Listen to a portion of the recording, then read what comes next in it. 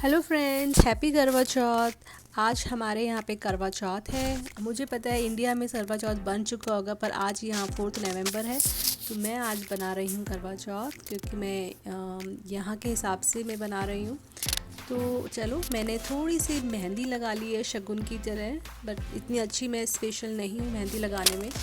तो अभी मैं प्रिपरेशन कर रही हूँ अपने पूजा की। तो मैंने गणपति और शिव जी और पार्वती तीनों को मैं स्थापना करना है, इसलिए मैं ये हल्दी ली है।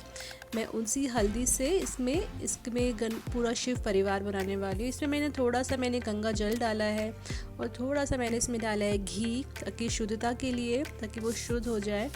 और फिर मैंने उसको अच्छे से उसको डो बना लिया है हल्दी का।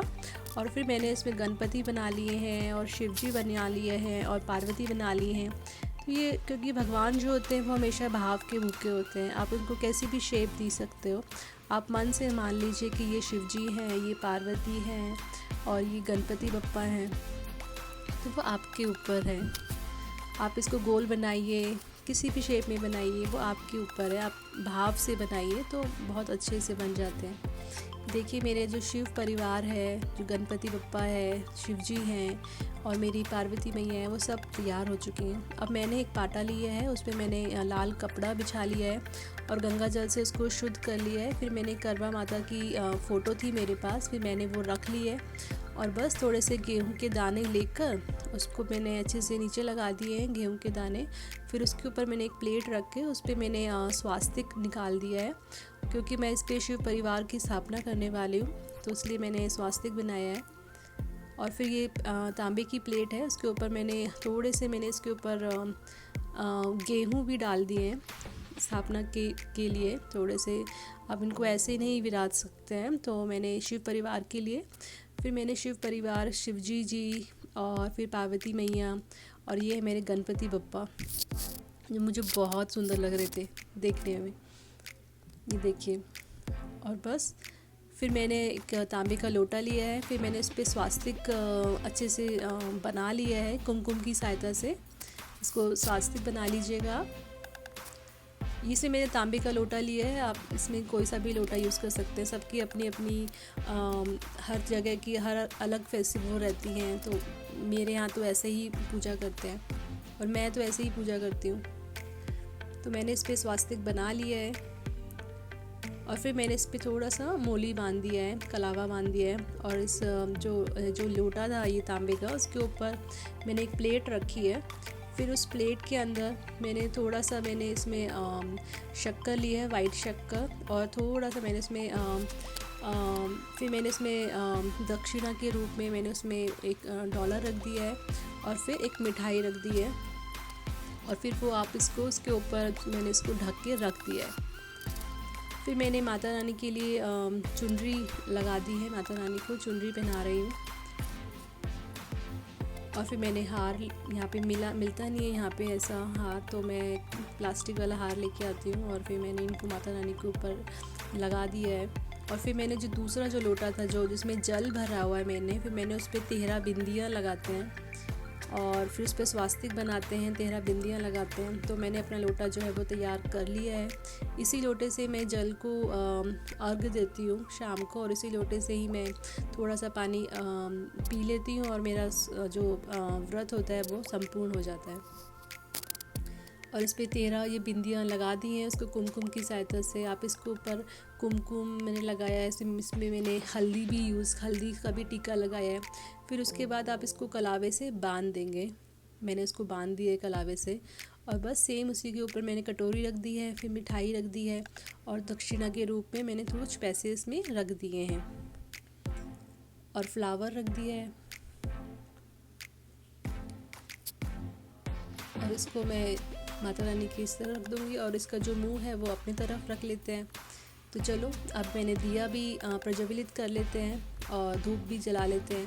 तो मैंने धूप लगा ली है। फिर माता रानी को और शिव जी को, गणपति बप्पा को, पार्वती मैया को, दोनों सबको धूप दिखानी होती है। तो मैंने सबको धूप दिखा दी है और दिया भी लगा दिया है और धूप बत्ती रख दी। और फिर अब मैं इनको स्नान करा रही हूँ पंचामृत से। पंचामृत बना के मैंने शिव जी को, पार्वती मैया को और मेरे गणपति बप्पा को मैंने पंचामृत से स्नान करा दिया है, जो बहुत ज़रूरी होता है हर पूजा में। पंचामृत बहुत ज़रूरी होता है। फिर मैंने गंगा जल से मैं इनको स्नान करा रही हूँ। थोड़ा सा मैंने पानी लेके उसमें गंगा जल मिलाकर फिर वो गंगा जल सहित पानी बन जाता है। फिर उससे मैंने अपना शिव परिवार को पूरा स्नान करा दिया है। बस फिर आप इनको तिलक लगा देंगे कुमकुम से, सिंदूर से, हल्दी से, और शिव जी को चंदन चढ़ाया जाता है। उनको सिंदूर नहीं लगाते हैं, तो उनको चंदन से उनका मैंने श्रृंगार कर दिया है। क्योंकि भगवान जो होते हैं हमेशा भाव के भूखे होते हैं। आप उनकी कैसी भी सेवा करो, अगर आप सच्चे मन से करते हो तो वो ज़रूर स्वीकार करते हैं, ऐसा मेरा मानना है। बस फिर मैंने इनको ये फ्लावर्स जो है वो मैंने इनको अर्पित कर दिए हैं। और जो करवा माता जो है मैंने उनको भी टीका लगा दिया है। सबको मैंने करवा माता को कुमकुम से, हल्दी से, केसर भी था मेरे पास, मैं केसर का भी टीका लगाया। और फिर चावल थोड़े से वो सब लगा दी। अब मैं बना रही हूँ एक चाँद, क्योंकि करवा चौथ है तो चाँद की तो पूजा स्पेशली की जाती है। तो मैं चाँद जो होता है मैं इसी पाटे पे ही बना लेती हूँ, क्योंकि बाहर क्या होता है कि पूजा अच्छे से हो नहीं पाती है, क्योंकि ठंडा मौसम होता है, कभी बर्फ़ होती है, तो अच्छे से पूजा हो नहीं पाती है। तो मैं हमेशा इस पर क्या करती हूँ कि चाँद इस पर बना लेती हूँ। और फिर चाँद को टीका करके अच्छे से पूजा करके उनको फ्लावर दे के उनको वाइट कलर का ही फ्लावर चढ़ाया जाता है। फिर मैंने जो भोग बनाया था, नारियल की बर्फ़ी बनाई थी मैंने भगवान के लिए, तो वो मैं अर्पण कर रही हूँ भगवान को। और ये वाइट प्रसाद है, वाइट शक्कर है। जो वाइट प्रसाद जो होता है वो चंद्रमा का प्रतीक होता है, वाइट कलर। तो मैंने चंद्रमा के लिए मैंने ये वाइट कलर के प्रसाद रख दिया है। और मैंने लक्ष्मी माता के लिए एक ज़्यादा मैंने कॉस्मेटिक नहीं खरीद पाई, तो मैंने एक लिपस्टिक ही माता रानी को भेंट की है। और मैंने सारे जो फ़ोटो के अंदर जितने भी भगवान थे मैंने उन सबको मैंने टीका कर दिया है कुमकुम से, हल्दी से और थोड़ी सी अक्षत से। सभी भगवान को टीका करना भी बहुत ज़रूरी होता है, किसी को भूलना नहीं चाहिए। और जो भी भूल चूक हो गई है तो भगवान से हमें प्रार्थना करनी चाहिए कि हमें माफ़ कर दे। अगर हमारी पूजा में कोई भी अधिक हो गया या न्यूनतम हो गया तो हमें माफ़ कीजिएगा। ऐसी भाव से आप उनको पूजा करेंगे तो पूजा हमेशा स्वीकार की जाती है। फिर मैं भगवान को मैं ये रोली बना रही हूँ। रोली ना बना के अगर आप इस पर मैंने जेन्यू भी चढ़ाया था भगवान पे। अगर आपके पास जेन्यू नहीं है तो आप सफ़ेद धागा लेकर उसको 6 बार रोल करके आप माता रानी को और शिव परिवार को भी चढ़ा सकते हैं। जो मैंने कर दिया था, माता रानी को मैंने सब कलावा भी चढ़ाया और जेन्यू भी चढ़ा दिया। अब मैं ये जो फल है वो मैं अर्पण कर रही हूँ भगवान को। सभी भगवान को मैंने अर्पण कर दिया है, क्योंकि गणपति बप्पा को केले बहुत पसंद है, तो केले ज़रूर रखते हैं। और थोड़ा सा मैंने पानी रख दिया है और हाथ जोड़ के बस प्रार्थना कर लेते हैं कि भगवान हमारे सुहाग की रक्षा करना, उनकी उन्नति करना, तरक्की करना। और फिर उसके बाद जो करवा चौथ की जो कहानी होती है फिर मैंने वो पढ़ना स्टार्ट कर दिया है। हाथ में जो होते हैं 13 जो गेहूं के दाने होते हैं मैंने वो ले लिए थे और हाथ में रख कर कथा पूरी पढ़ लेते हैं। बहुत अच्छा लगता है ये सब रीति रिवाज को फॉलो करना। और फिर बस कथा करने के बाद मैंने गणपति बप्पा की मैंने आरती उतार ली है। ये देखिए पूरी। अब मैंने इसके आरती करने के बाद फिर मैंने जो मेरे करवे थे फिर मैंने उसको फेर दिया है, उसको करवा फेरा कहते हैं। तो मैंने अपनी जो लक्ष्मी माता का जो करवा है मैंने अपने करवे से बदल लिया है। तो इस तरह 7 बार फेरा करके तो करवा फेरा हो जाता है। तो बस मेरी जो पूजा हो गई वो पूरी कंप्लीट हो चुकी है। देखिए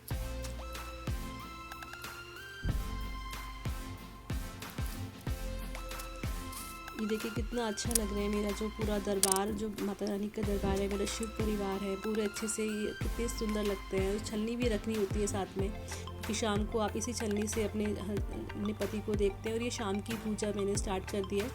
मैंने शाम की पूजा के लिए थोड़ा सा मैंने खीर बनाई, पूरी बनाई है और आलू की सब्ज़ी।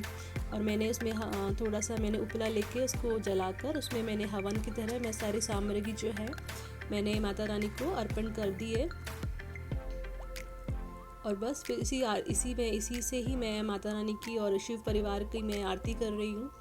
मैंने गणपति बप्पा की हमेशा मैं आरती करती हूँ। ये देखिए। और जो चंद्रमा को भी पूजा करनी होती है, शाम की पूजा स्पेशली होती है। और बस फिर मैं चाँद देखने के लिए बाहर आ गई हूँ। मेरी पूजा हो गई है कंप्लीट। मेरे पति देव की मैं पूजा कर रही हूँ। अगर आपको मेरा ये करवा चौथ का व्लॉग पसंद है तो प्लीज़ सब्सक्राइब कीजिएगा। बाय।